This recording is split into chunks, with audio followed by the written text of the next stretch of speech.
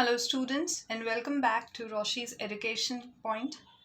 हमने इनके पहले वाले वीडियोस में बात करी थी मैनेजमेंट एज अ आर्ट की, एंड आज हम स्टार्ट करेंगे मैनेजमेंट एज अ साइंस। अगर आपने इनके पहले के वीडियोस नहीं देखे हैं तो पहले वो जाकर देख कर आइए। इसके पहले आपके 3 वीडियोस और आ चुके हैं जिसमें इस चैप्टर का स्टार्टिंग है। ये हम लोग इन बिटवीन से स्टार्ट कर रहे हैं management as a science topic से। So let's get started. Science is a systemized body of knowledge that explains certain general truth or the operation of general laws. The basic features of science are as follows. अब science कैसे काम करती है? Facts हमें दे रखे होते हैं, ये truth होती हैं लाइफ की, और science एक ऐसी चीज़ है कि अगर आप एक फैक्ट को आज देखोगे और 10 साल बाद देखोगे वो चेंज नहीं होगा। फॉर एग्जाम्पल, अगर साइंस ने बोला कि अगर पानी गर्म करने पर वो वेपर में कन्वर्ट हो जाता है तो आज भी वेपर में कन्वर्ट होगा, 10 साल बाद भी वो वेपर में ही कन्वर्ट होगा। दैट मीन्स जब हम साइंस की बात करते हैं तो इसके पीछे लॉजिक्स होते हैं। सो अब ये देखते हैं पहले साइंस के फीचर्स। जितनी भी ये केस स्टडीज़ हैं ये मैं अलग से एक वीडियो में बता दूंगी एक साथ। So just to not get disturbed in between, तो अभी हम फर्स्ट पॉइंट से ही स्टार्ट करेंगे। Systemised body of knowledge. Science is a systemized body of knowledge. Its principles are based on a cause and effect relationship. For example, the phenomena of an apple falling from a tree towards the ground is explained by the law of gravity. अब यहाँ science में क्या होता है, principles हैं, कुछ चीज़ अकर होती है, कुछ कॉज होते हैं, फिर उसके इफेक्ट्स को हम लोग स्टडी करते हैं। That is science. जैसे हमने ग्रेविटी के लिए देखा था कि एप्पल एक पेड़ पे से नीचे गिरा था, तो पहले कॉज क्या हुआ कि एक एप्पल पेड़ के नीचे गिरा, फिर उसका इफेक्ट क्या मिला मुझे देखने को कि हमने एक नया उससे ग्रेविटी का लॉ ही बना दिया। So these all the laws of science are made from truth. Second is principles based on experimentation. Scientific principles are first developed through observation and then tested through repeated experimentation under controlled conditions. Science की जहाँ पर भी बात करेंगे experiments होगा। आप नई नई चीज़ों को अगर इनोवेट करना चाहते हैं तो पहले आपको उसको ऑब्जर्व करना रहेगा, एक्सपेरिमेंट करना रहेगा, और जब आपके एक्सपेरिमेंट सक्सेसफुल हो जाते हैं then you can finalise it and make your law और whatever. Number 3, universal validity. Scientific principles have universal validity and application. Universal validity का मतलब होता है जो चीज़ आज राजस्थान में अप्लाई हो रही है, अगर सेम लॉजिक में जाकर तमिलनाडु में भी लगाऊंगी तो भी सेम लॉजिक्स लगेंगे, या फिर असम में लगा रही हूँ, या फिर आउट ऑफ इंडिया अमेरिका में वही लॉजिक्स लगा रहे हैं तो भी अप्लाई हो रहे हैं। That means universal validity is जो चीज़ एक जगह सही है वो चीज़ दुनिया में आप कहीं भी एक्सपेरिमेंट करोगे वो वहाँ पर भी सही निकलेगी। That is universal validity. तो ये 3 फीचर्स थे आपके साइंस के। अब देखेंगे कि वो फीचर्स हमारे मैनेजमेंट पे अप्लाई हो रहे हैं या नहीं हो रहे हैं। Based on the above features we can say that management has some characteristics of science. अब कौन कौन से कैरेक्टरिस्टिक्स हैं साइंस के वो देखेंगे। Management has a systemised body of knowledge. It has its own theory and principles that have developed over a period of time, but it also draws on other disciplines such as economics, sociology, psychology, and mathematics. Like all other organized activity, management has its own vocabulary of terms and concepts. अब जैसे आपने science में बोल दिया कि अलग अलग terms हैं, थ्योरीज हैं, उसी तरीके से आप देखेंगे तो मैनेजमेंट में भी तो थ्योरीज दे रखी है, इसमें भी थ्योरीज है, इसमें भी पूरी वोकैबुलरी है, इसके अलग अलग टर्म्स हैं। अब मैं अभी आपसे बोल दूं कि एफिशिएंसी, तो जो कॉमर्स का बंदा होगा एफिशिएंसी एक मिनट में उसको समझ आ जाएगी क्या बात कर रही है।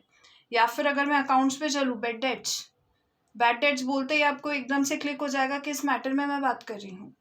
तो हमने भी तो हमारी लैंग्वेज के अलग अलग टर्म्स निकाल रखे हैं, यहाँ पे हमारी भी वोकैबुलरी अलग है, तो इस वे में तो ये अप्लाई हो रहा है।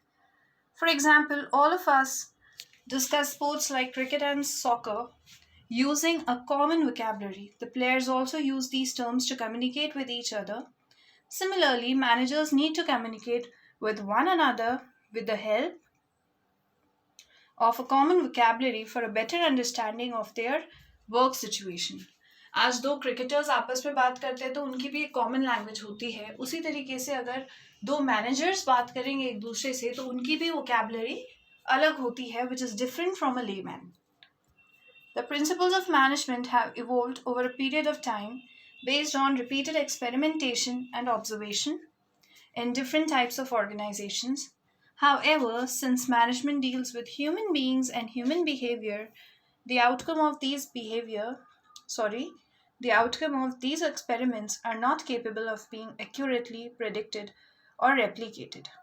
अब बात क्या आई कि यहाँ पर भी तो टाइम पीरियड में हम लोग पहले मैनेजमेंट को स्टडी करते हैं, ऑब्जर्व करते हैं, लेकिन एक चीज़ यहाँ पर थोड़ी सी डिफरेंट हो जाती है. जैसे साइंस में क्या होता है कि हम लोगों ने जो एक्सपेरिमेंट करा, अब साइंस में बोल दिया कि 200 ग्राम्स ऑफ हाइड्रोजन लेना है, तो अगर मैं लूँगी, मैं भी 200 ग्राम्स ही लूँगी, कोई दूसरा भी 200 ग्राम्स ही लेगा और वो एक्टिविटी एग्जैक्टली सेम वे में कैरी हो जाएगी. मैनेजमेंट में ऐसा नहीं होता. हमने इसी चैप्टर की स्टार्टिंग में एक चीज़ रीड करी थी कि मैनेजमेंट में पर्सनलाइज्ड स्किल रखती है. थ्योरीज भले ही सब एक जैसी रीड कर लेंगे, एक जैसी हमने पढ़ा दी थ्योरी, लेकिन हर इंसान उसका प्रैक्टिकल जो उसका एप्लीकेबिलिटी होती है वो सबकी अलग अलग होती है. हर इंसान जो उसने सीखा है उसको अलग अलग तरीके से वो यूज़ में लेकर आता है अपनी प्रैक्टिकल लाइफ में. दैट मीन्स एग्जैक्टली सेम मैं नहीं बोल सकती कि दो इंसान एग्जैक्टली सेम तरीके से मैनेजर का काम कर रहे हैं. पॉसिबल ही नहीं है, बिकॉज इसमें आपका पर्सनलाइज्ड स्किल लगती है और स्किल्स कभी भी दो लोगों की बिल्कुल सिमिलर नहीं होती है. कुछ ना कुछ डिफरेंस तो इसमें आएगा. तो यहाँ पर उसने बोला कि एक्यूरेटली रेप्लिकेट, एक्यूरेटली तो उसकी कॉपी हम बना ही नहीं सकते हैं इस केस में. तो therefore management can be called an inexact science. Despite these limitations, management scholars have been able to identify general principles of management. For example, scientific management principles by F.W. Taylor and functional management principles by Henry Fayol, which you will study in the next chapter. तो हमने क्या बोल दिया कि क्योंकि first वाला feature तो apply हो रहा था साइंस का थ्योरी वाला, लेकिन ये सेकेंड वाला प्रिंसिपल अप्लाई नहीं हो रहा है, तो हम ये नहीं बोलेंगे कि मैनेजमेंट साइंस है ही नहीं. है तो सही लेकिन कंप्लीटली नहीं है, बिकॉज एक पॉइंट अप्लाई भी हो रहा है, एक पॉइंट अप्लाई नहीं भी हो रहा है. 50-50% का यहाँ पर प्रोबेबिलिटी हो गई है. इसलिए हमने बोला कि साइंस तो है लेकिन एग्जैक्ट साइंस नहीं है, इनएग्जैक्ट साइंस है, 50-50 वाला. Number 3, since the principles of management are not as exact as the principle of science, their application and use is not universal. They have to be modified according to a given situation. However, they provide managers with certain standardized techniques that can be used in different situations. These principles are also used for training and development of managers. हमने science का जो 3rd number का feature था universal applicable, वो ये पढ़ा था कि अगर एक एक्सपेरिमेंट है, आपने राजस्थान में करा फिर जाकर अमेरिका में करा, तो उसमें कोई डिफरेंस नहीं आएगा. लेकिन यहाँ पर क्या बात हो रही है कि भाई मैनेजमेंट का काम क्या होता है, पर्सनलाइज्ड स्किल है, हर इंसान अपनी स्किल्स अप्लाई करेगा तो वो डिफर करेगा. फिर दूसरी बात, अगर मैंने किसी सिचुएशन में एक पर्टिकुलर तरीके से काम करा है, अगर दोबारा से भी ऐसी सिचुएशन अकर होगी तो मैं एग्जैक्ट सेम तरीके से काम नहीं करूँगी. मुझे अपना इन्वायरमेंट देखना पड़ेगा, सिचुएशंस के अकॉर्डिंग मुझे अपने आप को थोड़ा बहुत चेंज करना रहेगा. तो जो बेसिक गाइडलाइंस हैं वो सेम हो सकती हैं, लेकिन हर सिचुएशन को डील करने का तरीका डिफर करेगा सिचुएशन टू सिचुएशन, तो वो एग्जैक्टली सेम नहीं होगा. तो हमारा 3rd पॉइंट भी यहाँ पर अप्लाई नहीं हुआ कि यूनिवर्सल ये वैलिड है. 3 पॉइंट्स में से 2 तो अप्लाई नहीं हो रहे हैं, 1 अप्लाई हो रहा है यहाँ पे. You have understood that from the foregoing discussion that management has features of both art and science. The practice of management as an art. However, managers can work better if their practice is based on the principles of management. These principles constitute the science of management. Management as an art and a science are therefore not mutually exclusive but complement each other. अब हमने दोनों पढ़ लिए, management as a science भी पढ़ लिया, management as a art भी पढ़ लिया. और जैसे कि ये लोग कंफ्यूज थे, हम लोग भी कंफ्यूज हो गए कि हम मैनेजमेंट को साइंस बोले आर्ट बोले. आप एक चीज नहीं बोल सकते हो, तो ये तो फाइनल है कि मैनेजमेंट ना तो साइंस है ना ही केवल आर्ट है, ये उसका मिक्सचर है। कुछ प्रिंसिपल्स साइंस के भी अप्लाई हो रहे हैं, कुछ प्रिंसिपल्स आर्ट्स के भी अप्लाई हो रहे हैं। It is a mixture, mutually exclusive नहीं है। मतलब अगर साइंस है तो आर्ट नहीं होगा, या आर्ट्स है तो साइंस नहीं होगा, इस तरीके की चीज यहाँ नहीं है। It is complement to each other. तो ये वर्ड जो है कॉम्प्लीमेंट और म्यूचुअली एक्सक्लूसिव, ये आपने पढ़ा होगा इकोनॉमिक्स में। इन योर माइक्रो और मैक्रो इकोनॉमिक्स आपने ये पॉइंट पढ़ा है कि कॉम्प्लीमेंट का मतलब जो दो चीजें साथ में चलती है, जैसे रबर एंड पेंसिल। अगर रबर होगा तो पेंसिल होगी ही होगी वहां पर। ओके, सो इस तरीके की यहाँ पर चीजें हैं कि management as a science as an art साथ में काम करते हैं, अलग अलग नहीं होते हैं। अब अभी तो साइंस और आर्ट्स में कंफ्यूजन था, अब नया आ गया management as a profession. You have understood so far that all forms of organized activity need to be managed. You would also have observed that organizations look for individuals with specific qualifications and experience to manage them. It has also been observed that there has been an increase in the corporate form and business on the one hand and increasing emphasis on managed business concerns. Does this imply that management is a profession? To answer this question, let us examine some salient features of a profession and see whether management satisfies them. Profession is having some professional knowledge. If you are a professional, that means you are having some professional knowledge, that means deep knowledge on one subject. Now, for any business, talk about any field, any organization. There are particular managers who are capable in their fields. Like आज मुझे अगर business studies पढ़ानी आती है, I am good at business studies, but I will not be good at accounts. Maybe. तो ये है कि अगर आप एक फील्ड में बिल्कुल बहुत अच्छे होते हो, उससे हम ये नहीं बोल सकते आप ऑल राउंडर हो।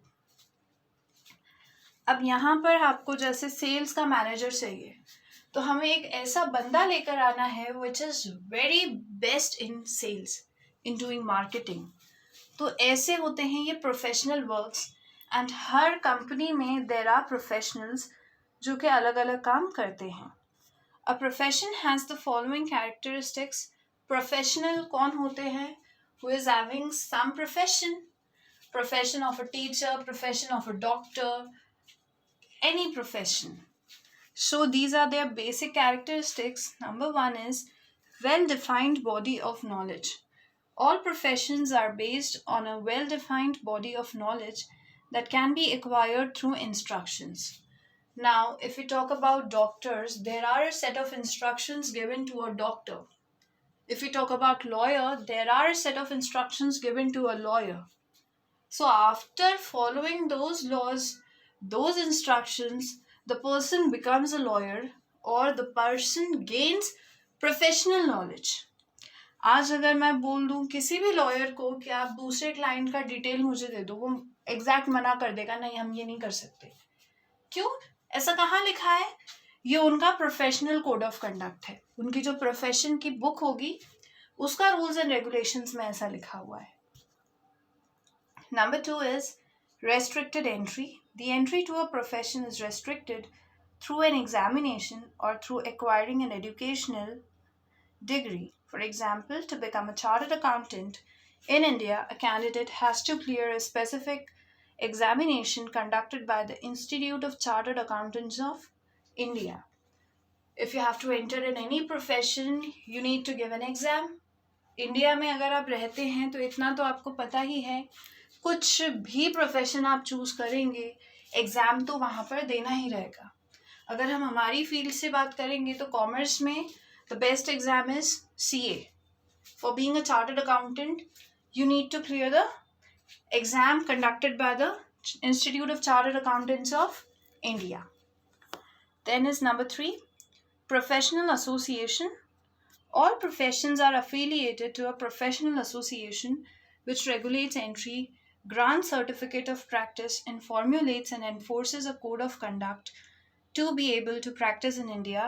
Lawyers have to become members of the Bar Council, which regulates and controls their activities. अब अगर मैं एक प्रोफेशनल हूँ तो मैं किसी ना किसी एक ऑर्गेनाइजेशन के अंदर एज अ मेंबर वर्क करूँगी. फॉर एग्जांपल जो हमारा लॉयर होता है उसका एंट्री बार काउंसिल के अंदर रेगुलेट होगी. हम लोग अगर सीए हैं तो हमारी एंट्री रिकॉर्ड होती है institute of chartered accountants of India के अंदर. ये वो ऑर्गेनाइजेशंस हैं जो हम लोगों को रिकॉर्ड करेंगी. हमें अगर कोई सर्टिफिकेशन देना है तो हमारे हेड ऑफिस से वो सर्टिफिकेट आता है. Number 4 is ethical code of conduct. All professions are bound by a code of conduct which guides the behavior of its members. All doctors, for example, take the oath of ethical practice at the time they enter the profession. Ethical code of conduct. आपको जो rules and regulations दे रखे होते हैं कि हम यही बोलेंगे. अगर आपने हिंदी मूवीज देखी होंगी so the best dialogue is मैं सच बोलूँगा, सच के सिवा कुछ नहीं बोलूँगा. So that is also a ethical code of conduct. इस तरीके के ओथ जो होते हैं लॉयर्स, डॉक्टर्स ये सब लेते हैं. इवन हमारे प्राइम मिनिस्टर भी अपनी पोस्ट को लेने से पहले ओथ लेते हैं. Then is your service motive. The basic motive of a profession is to serve their clients interest by rendering dedicated and committed service. The task of a lawyer is to ensure that his clients get justice. अब हमारा अगर profession है तो हमारा एक ही motive होगा कि जो मेरी सर्विसेज लेने आया है मुझे उसको सेटिस्फाई करना है, उसके साथ धोखा नहीं करना. अभी लॉयर है तो लॉयर का काम क्या है कि जो उसके पास क्लाइंट आए हैं उसको जस्टिस दिलाना है. डॉक्टर का काम क्या है, जो पेशेंट उसके पास आया है उसको बेस्ट तरीके से ठीक करना है. तो ये होते हैं हमारे मोटिव्स. ठीक है, इन सब के लिए आपको पैसे तो मिलेंगे लेकिन जो आपका मनी है ना वो तो आपका हो गया सेकेंडरी चीज. And primary motive is service देना, बेस्ट क्वालिटी सर्विस देना. Management does not meet the exact criteria of a profession, however, it does have some of the features of a profession. अब इसने तो एक कंपेयर करने से पहले क्या बता दिया कि ये मैनेजमेंट जो है वो कंप्लीट प्रोफेशन नहीं है, लेकिन कुछ क्वालिटीज इसमें प्रोफेशन की भी होती है. Number 1 is, all over the world there is marked growth in management as a discipline. It is based on a systematic body of knowledge comprising well-defined principles based on a variety of business situations. This knowledge can be acquired at different colleges and professional institutes and through a number of books and journals. The subject of management is taught at different institutions. Some of these have been set up with the specific purpose of providing management education, such as the Indian Institute of Management, that is IIMs in India. Entry to different institutes is usually through an examination. अब जो number 1 point है that is, अगर आपको professional बनना है तो India के अंदर या फिर ऑल ओवर वर्ल्ड अलग अलग ऑर्गेनाइजेशंस हैं जो कि ये प्रोफेशनल सर्टिफिकेशन आपको प्रोवाइड करती हैं. तो आपको अगर एक प्रोफेशनल बनना है आपको इन्हीं में से किसी कॉलेजेस से रजिस्टर होकर ग्रेजुएट होना पड़ता है. यहाँ पर अगर बात आई कि अगर आपको मैनेजर बनना है तो आपको मैनेजमेंट का कोर्स करना पड़ेगा. एंड ये कौन ऑफर करता है? इंडिया में तो इंडियन इंस्टीट्यूट ऑफ मैनेजमेंट, जो हमारे IIMs हैं वो इसके लिए क्वालिफाइड है. ऐसा नहीं है कि सिर्फ यही हैं, और भी हैं, but it is the best. Number 2, there is no restriction on anyone being designated or appointed as manager in any business enterprise. Anyone can be called a manager irrespective of the educational qualifications possessed. यहाँ पर for managing you do not need a certificate. ज़रूरी नहीं है अगर आप manager हैं तो आपके पास मैनेजमेंट की डिग्री ही हो. इफ़ यू आर केपेबल तो आप वो काम कर सकते हो. अब ऐसा हमारा CA में नहीं होता, चार्टर्ड अकाउंटेंट्स वाले केस में ये नहीं होता है. अगर आपके पास डिग्री है तो ही आप CA के काम कर सकते हैं. ऐसा नहीं कि हाँ मुझे काम आता है इसलिए मैं कर सकता हूँ, नॉट एट ऑल. लेकिन यहाँ बिजनेस मैनेजमेंट में ऐसा नहीं होता. If you are capable of managing you can manage. उस टाइम पर फिर डिग्री इम्पोर्टेंट नहीं होती है. Unlike professions such as medicine or law, which require a practicing doctor or lawyer to possess valid degrees, now here in the world, as is mandatory for a manager to possess any such specific degree, but professional knowledge and training is considered to be a desirable qualification since there is a greater demand for those who possess degrees or diplomas from reputed institutions. Therefore, as such, the second criteria has not been strictly met.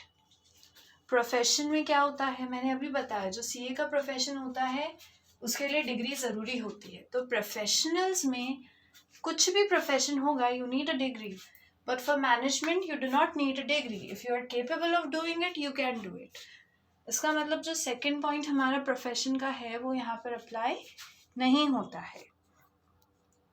Number 3, there are several associations of practicing managers in India, like the AIMA, that is All India Management Association, that has laid down code of conduct to regulate the activities of their members. There is, however, no compulsion for managers to be members of such an association, nor does it have any statutory backing. अब हमने profession में बोला था कि आपको एक organisation होती है जो आपको मैनेज करती है. लॉयर्स के लिए बार काउंसिल होता है जैसे, तो वैसे ही इंडिया में भी है, एमा है जो कि रेगुलेट करते हैं, लेकिन इट्स नॉट कंपल्सरी कि आपको उसका मेंबर होना ही पड़ेगा. जैसे मैंने फर्स्ट पॉइंट के टाइम पर एक्सप्लेन करा था, if you are capable of doing it, you can do it. आपको कोई डिग्री और कहीं का मेंबर होने की ज़रूरत नहीं होती है. दैट मीन्स ये जो हमारा थर्ड पॉइंट है वो भी हमारे मैनेजमेंट पे अप्लाई नहीं हो रहा है. Let's get back to number 4. The basic purpose of management is to help the organisation achieve its stated goal. This may be profit maximization for a business enterprise and service for a hospital. However, profit maximization as the objective of management does not hold true and is fast changing. Therefore, if an organization has a good management team that is efficient and effective, it automatically serves society by providing good quality products at reasonable prices. हमने management में एक ही चीज़ पढ़ी है कि management करना ही क्यों है, to achieve our goals. और गोल्स में प्रॉफिट मैक्सिमाइजेशन भी एक गोल होता है. तो ये चीज़ तो हमने मैनेजर्स के लिए, बिजनेस के लिए कह दी. प्रोफेशन में ऐसा नहीं था. आपको पैसे तो मिलेंगे लेकिन वो सेकेंडरी था. प्राइमरी पर्पस आपका क्या था, सर्विस मोटिव था. यहाँ पे आपका प्राइमरी पर्पस तो आपका प्रॉफिट मैक्सिमाइजेशन है, खुद का गोल फुलफिल करना है. एंड जब आप अपना ऑर्गेनाइजेशन का गोल फुलफिल करने जाएंगे तो रास्ते में सोसाइटी का गोल तो ऑटोमेटिकली फुलफिल हो जाएगा. तो यहाँ खुद का goal is primary and service motive becomes secondary. तो ये चीज़ भी आपकी अप्लाई नहीं हो रही है यहाँ पे. हमने आज 2 चीज़ें देखी हैं, science as management as a science and management as a profession. अब इसके बाद हम स्टार्ट करेंगे levels of management in our next video. Keep watching guys, keep watching. Thank you so much.